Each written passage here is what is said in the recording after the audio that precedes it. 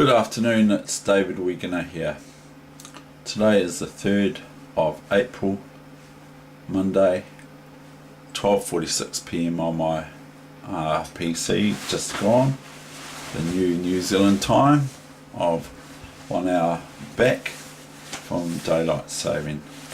Today you see in front of you a position that occurred in the Peter Stuyvesant tournament at Weegenaar, which is almost my last name, is Enaar.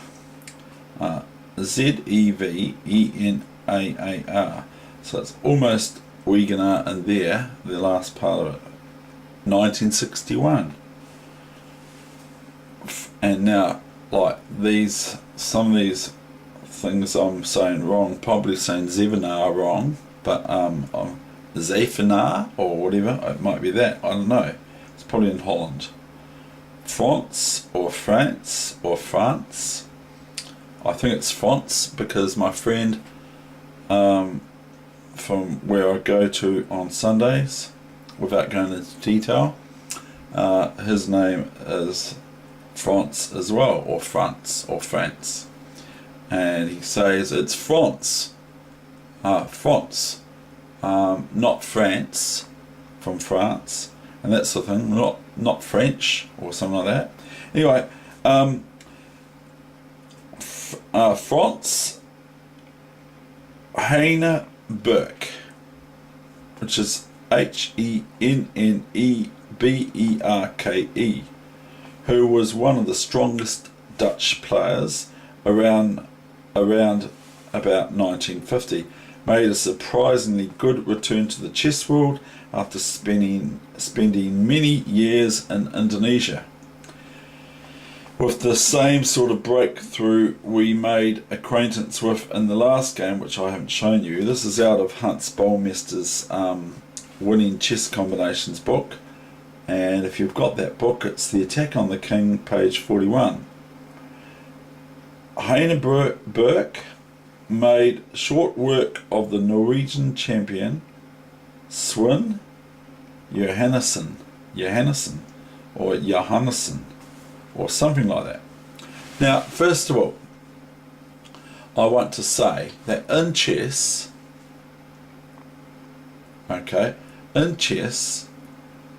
one is actually your opponent is usually that of yourself. So in chess, primarily speaking, your opponent is often that of yourself. You're really, most of the time, because it's an individual pursuit, generally speaking, other than in teams and all that sort of thing, or in partner chess or chess and mind games. Chess and hand games, mind and hand games, which is quite fun. So a variation on chess, but in chess you are actually your own opponent, because you have to deal with certain things like what we're going to deal with right here and now. You are usually wanting to look after your pawns and pieces, or mind your P's and Q's, which is the slogan from the Otago Chess Club, which is mind your pawns and Q's, like be careful with them. So in chess you have to consider your pieces and your pawns, because at the end of the day, pawns are quite important. Don't you worry, I know all about how important pawns are in chess. If you're less a pawn at the end game, you can very easily lose that game of chess just because you got one pawn less. So when one presents themselves in a match game situation to give one up, it can be the difference between do or die quite easily.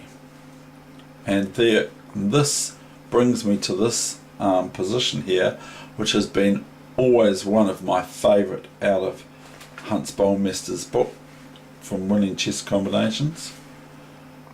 And it goes as follows. F5.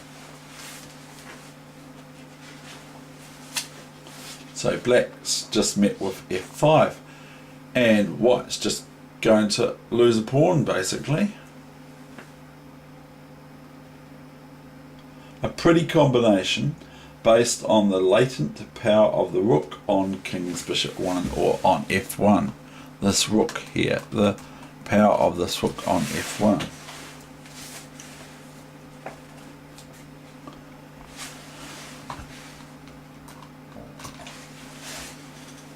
A pity for after knight to queen 2 or knight d7, white would have had to pull out all the stops to justify his combination. There would have followed pawn to bishop 6,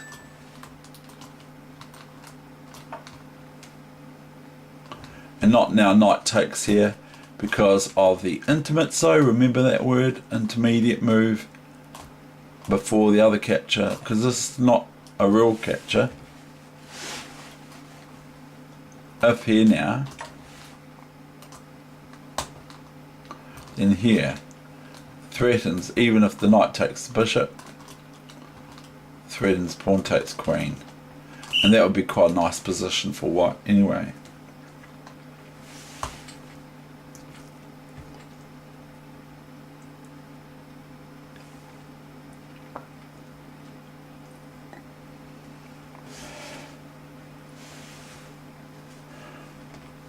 Pawn to bishop 6. I'll give the main line bishop d6. It's all going to be new variations everywhere.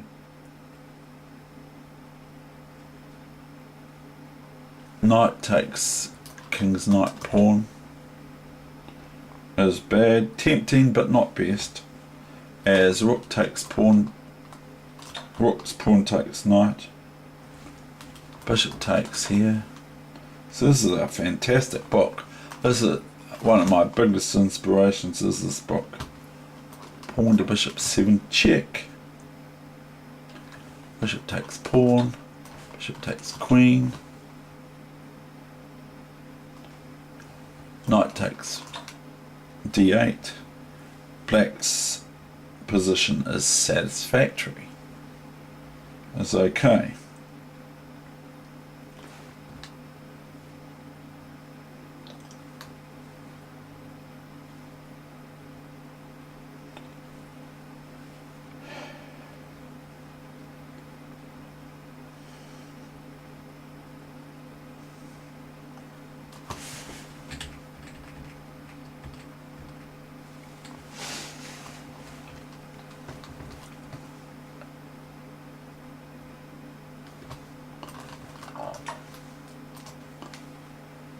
This is what they give. Knight c6. Rook takes after knight d7. Rook takes. Knight takes queen's pawn. Rook takes. Look at this. Look at this. This is beauty of chess. Knight to king 7 or knight e7. Check.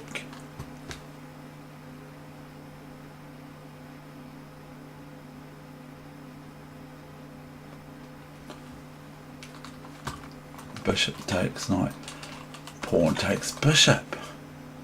Has white got time for this? That's beautiful, isn't it?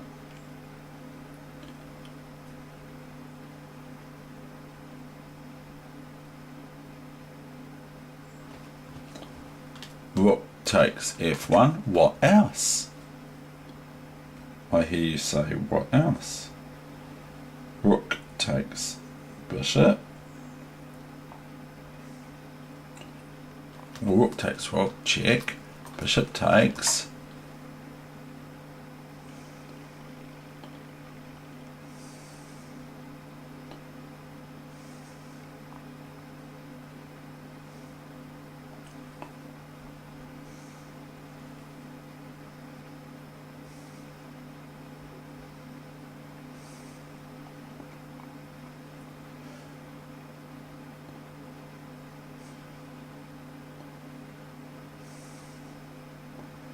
and queen moves, let's say, where's the queen going to move? Here, here, I don't know, here, here. No, the only moves on this move here. So let's say we move here, okay? Queen to rook 6. Now it looks like black's gonna win because everything's all cool.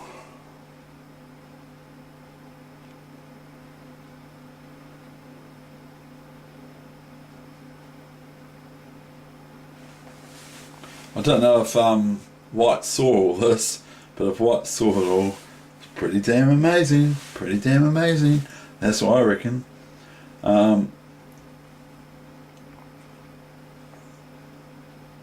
we've got pawn to e5. And in some reason, I don't know why, I can't work it out. They go pawn takes pawn. I can't believe that. That must be a mistake. Queen must, if she moves to c7 here like I did earlier, a couple moves back, then this is possible now for black, isn't it?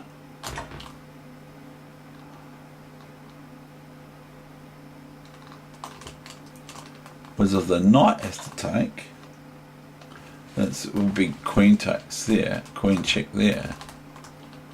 But in this situation, black's going to defend. So I can't quite understand all that. Anyway, we're not black didn't play what was better anyway. They played e5.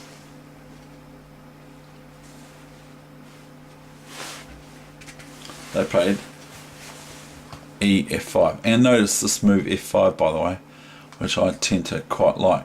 The move for black, but it's actually, and one of the earlier things I said to my couple of subscribers on YouTube was, play what you don't like having played against you, play it against your opponent. It seems to work. Play against your opponent what you least like meeting yourself. That's a wee hint actually.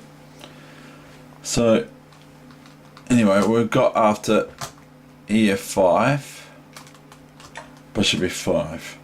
Now even to give a pawn away is one thing, to give a bishop away on top is another. And like, white is just trying to whittle, bang, crash into black's position. And black looks quite well defended, like they've even got a bishop on e8 defending the f pawn and all that sort of thing, from surprise attacks with the knight takes the pawn, or bishops coming in here and into e6 for white, and that sort of thing that they can do now. So we're just at, so black's just met bishop f5. And it says quickly decisive. Now black plays knight takes knight. Now what happens if rook takes bishop? I mean if pawn takes f5, if gf5, rook f5, and we're on this 1, 2, 3 times. It's been defended 1, 2 times. So black has to do something immediately about it. And this is what, this position here is sort of like being thrown, chucked into the deep end, really big time, as far as I'm concerned. This is just like the kind of madness you can meet against real good chess players, this sort of attack. Just ferocious, not caring about who you are, no sensitivity, just I'm going to crash open your position. That's what I'm going to do.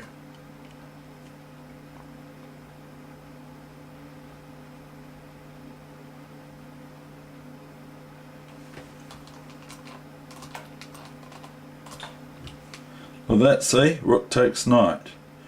of king to g7. Rook takes knight, bishop to rook 6, queen to rook 6, check, with a winning attack for white, and ours winning the queen soon. Because after this move here, after king moves, not here, well, can go there, but it's not the best, it's just here. Bishop takes, white basically wins this. Queen, queen, knight, and then it's better position for white. And it says a winning attack. Now here, white's just threatening, isn't threatening, David's not looking at the position. White's threatening here, queen takes pawn. So if black defends it with the bishop, then knight takes, bishop takes, rook takes first, rook takes, queen takes is loss for black, of course, as far as I am aware and concerned.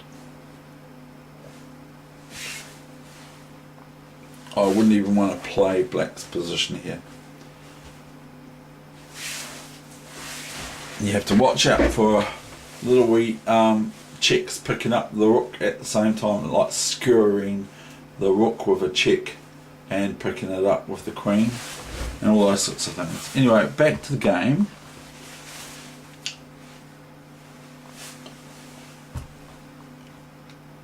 So it's quite nice. It wouldn't be if you were on the receiving end, of course, but it was quite good.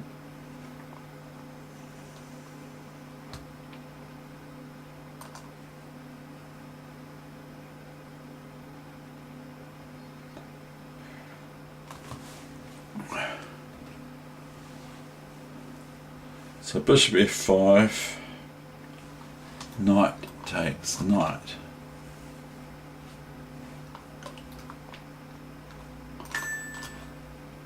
New main line, bishop takes rook, knight to queen 6. Well, it's alright, doesn't it? Bishop to knight 7.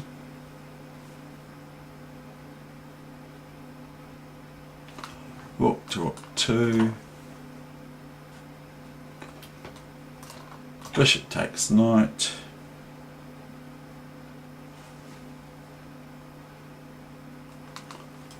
Bishop takes bishop.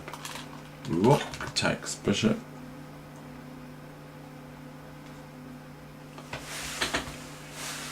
And now the threat is rook takes that, where my mouse pointer's actually, funnily enough, pointing at. Rook takes g6, check, and winning the queen on d8. So that's something that you might like to go over later or so, but that is what I consider one of the best out of his book, and that is my game for the day. So white's threat here now after rook f6, and black can take this knight, rook, or the bishop, but probably would take the rook first, and then it's rook g6 check. So black is probably about the best move that black can play, is queen takes rook, given the threat. As otherwise it's going to be well, the queen's, the rook's still going to be captured, but this way, yeah, at least get this for, yeah, at least get this, whereas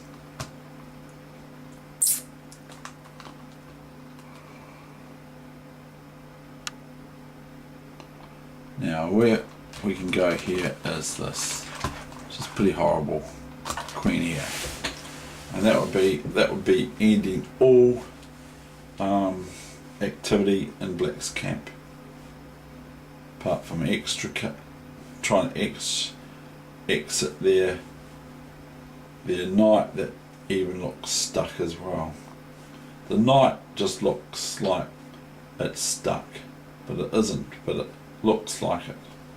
But the rook's lost here now, and the pawns on d5 is very weak, and so the writing is being splattered all over the walls, not just one wall but all over the walls. Okay, that is the end of my session for today.